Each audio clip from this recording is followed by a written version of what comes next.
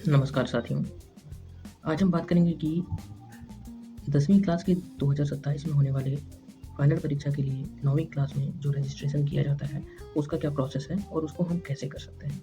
इसके लिए हम स्कूल में मिले हुए टैब का ही इस्तेमाल करेंगे और आप बहुत आसानी से खुद से आप स्कूल का रजिस्ट्रेशन कर सकते हैं। हम सीखेंगे स्टेप बाय स्टेप कि वो कैसे किया जाता है। तो चलिए शुरू करते हैं। इसके लिए सबसे पहले आप अपने टैब के ऊपर इंटरनेट को कनेक्ट कर लें और इंटरनेट कनेक्ट करने के बाद आप जो आपका गूगल क्रोम वेबसाइट खोलने के लिए जो गूगल क्रोम ब्राउज़र इस्तेमाल किया जाता है, उस गूगल क्रोम ब्राउज़र को ओपन कर लीजिए। गूगल क्रोम ओपन हो जाने के बाद आप इस वेबसाइट पर विजिट कीजिए जो कि biharboardonline.org है। आप डिस्क्रिप्शन में भी क्लिक करके डायरेक्ट इस वेबसाइट पर डायरेक्ट हो सकते हैं। जब आप इस वेबसाइट पर आएंगे तो आपको इस तरह का इंटरफेस देखने को मिलेगा। यहाँ पर आप देखेंगे कि इस वाले ऑप्शन में सारा डिटेल लिखा हुआ है। इस वाले ऑप्शन पर अगर आप क्लिक करेंगे तो क्लिक करने के साथ ही आपको एक पूरा नोटिफिकेशन वाला ये इंस्ट्रक्शन देखने को मिलेगा। इसमें आप किस किस तरह से क्या क्या कर सकते हैं, सारी चीज़ों को यहाँ पर दिया गया है। आप इसको एक बार देख सकते हैं। यहाँ पर ये फॉर्म दिया हुआ है, इस फॉर्म को आप प्रिंट कर लीजिए और प्रिंट करके बच्चों से इसको फिलअप करा दीजिए। इस विषय में आप दूसरी वीडियो को देख सकते हैं। पूरे प्रोसेस को बताया गया है कि इस फॉर्म को कैसे कैसे फिलअप करना है। सारी जगहों पर फिलअप करने के बाद साइन वाइन कराने के बाद आप फिर यहाँ पे इस वेबसाइट पे वापस आ जाइए और आने के बाद हम देखेंगे कि अब आपको क्या करना है। जैसा कि ये वेबसाइट से हमने यहाँ से डाउनलोड किया हुआ था, आपके पास एक स्कूल का यूज़र आईडी और पासवर्ड होगा। उस यूज़र आईडी और पासवर्ड को इस जगह पर फिलअप कर दीजिए। यहाँ पर यूज़र आईडी डाल दीजिए और इस जगह पर पासवर्ड डाल दीजिए और पासवर्ड डालने के बाद फिर यहाँ पर हम लॉगिन कर देंगे। लॉगिन करने के बाद आपको यहाँ पर आपके स्कूल का नाम दिखाई पड़ेगा इस जगह पर और साथ में यूडाइस कोड भी दिखाई पड़ेगा। फिर यहाँ पर सब कुछ दिखाई पड़ेगा कि आपने कितने कितने स्टूडेंट का जो रजिस्ट्रेशन है, आपने क्या क्या रजिस्ट्रेशन किया हुआ है।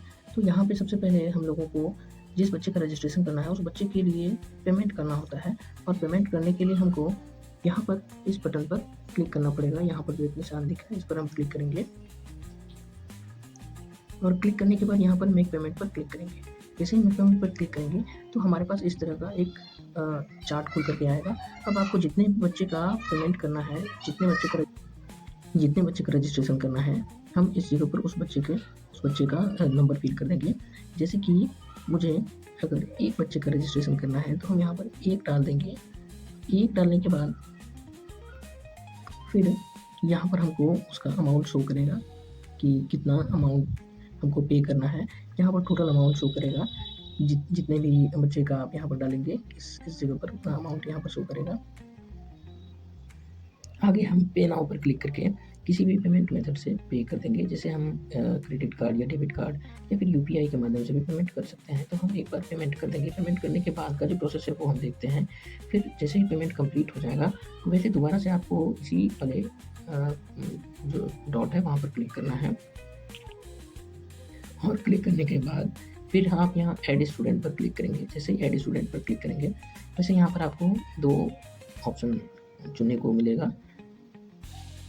आपने जो पेमेंट किया है, तो जैसे मैंने रेगुलर स्लॉट के लिए पेमेंट किया है तो मेरे पास ये रेगुलर स्लॉट वाला 6 पेमेंट है। तो यहाँ पर ये बोर्ड दिख रहा है। आपने अगर 1 किया होगा तो यहाँ पर 1 दिखेगा।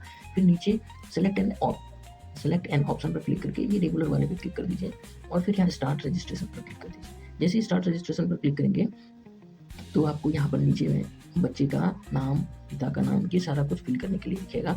अगर बच्चे का आपको आधार आईडी पता है तो इस जगह पर आधार आईडी आप भर दें। यहाँ पे देखिए बच्चे का आधार आईडी यहाँ पर डालने की ज़रूरत है। इसके बाद आप यहाँ पर बच्चे का स्टूडेंट का नेम यहाँ पर डाल दें। फिर यहाँ पर पिता का नाम डाल दें। फिर इस जगह पर ईमेल आईडी और साथ में यहाँ पर माँ का नाम, यहाँ पर उसका यहाँ पर क्लिक करके जन्म तिथि, जैसे यहाँ पर क्लिक करेंगे तो जो भी डेट ऑफ बर्थ होगा वो यहाँ पर डेट ऑफ बर्थ डाल दें। ध्यान रहे कि डेट ऑफ बर्थ जो है वो 2013 के पहले का होना चाहिए। 1 मार्च 2013 के पहले का होना चाहिए। फिर यहाँ पर हम मोबाइल नंबर डालेंगे और ये मोबाइल नंबर डल जाने के बाद फिर यहाँ पर बच्चा अगर मेल है या फीमेल है जो भी है, तो वो हम जेंडर यहाँ पर चूज़ कर देंगे। फिर आगे आएंगे, यहाँ पर बच्चे का कास्ट, ये इतना सारा कास्ट है, जो भी कास्ट है वो आप डाल दीजिए। यहाँ पर रिलीजन डाल दीजिए। फिर यहाँ पर वैवाहिक स्थिति, अनमैरिड होगा बच्चा, अगर शादीशुदा नहीं है तो। इसके बाद एरिया, अगर आपका रूरल है तो रूरल, अर्बन है तो अर्बन, जो भी है आप वो सेलेक्ट कर दीजिए। फिर परीक्षा का स्वरूप, हिंदी में बच्चा परीक्षा देना चाहता है तो हिंदी कर दें, और जो विषय जैसे विज्ञान और गणित ये सब सारे पे इंग्लिश में देना चाहता है तो वहाँ पर इंग्लिश कर दें।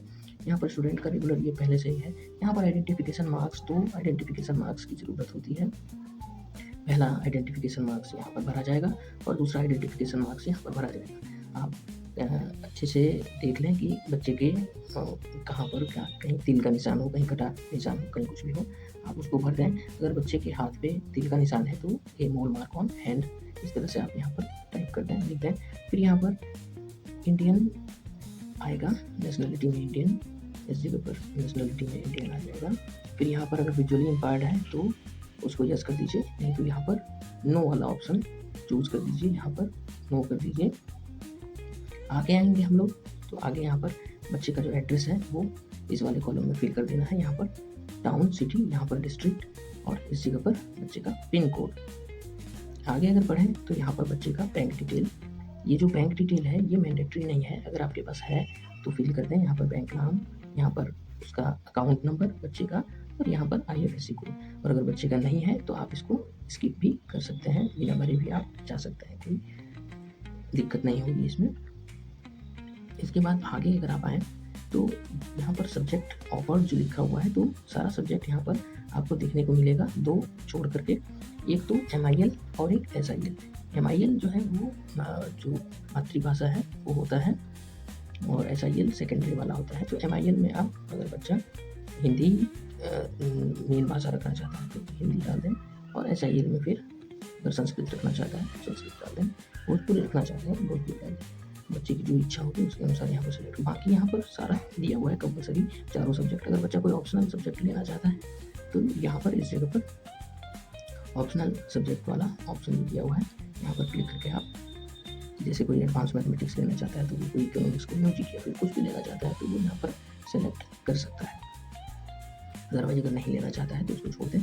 और यहाँ पर फाइनली यहाँ आधार नंबर, जो बच्चे का आधार कार्ड है, आधार कार्ड जो उसका आधार, उसको यहाँ पर फिल कर दें। फिल करने के बाद आगे यहाँ ये जो डिक्लेरेशन है, इस डिक्लेरेशन पर यहाँ पर टिक लगाएं। तो टिक लगाने के बाद यहाँ पर अपलोड फोटोग्राफ, तो ध्यान रहे कि बच्चे का फोटोग्राफ यहाँ पर अपलोड करना होता है, और इस जगह पर बच्चे का सिग्नेचर अपलोड करना होता है। दोनों को अपलोड करने के लिए पहले बच्चे के फोटो को, फॉर्म में दिए हुए फोटो को पहले खींच लें और उसको इस साइज में बना दें। यहाँ पर ध्यान दीजिएगा तो आपको पता चलेगा कि जो साइज़ दिया हुआ है वो 40 KB से लेकर के 100 KB के बीच में फोटोग्राफ का साइज होना चाहिए, और जो सिग्नेचर होता है वो 5 KB से लेकर 20 KB के बीच में होना चाहिए, JPEG में होना चाहिए।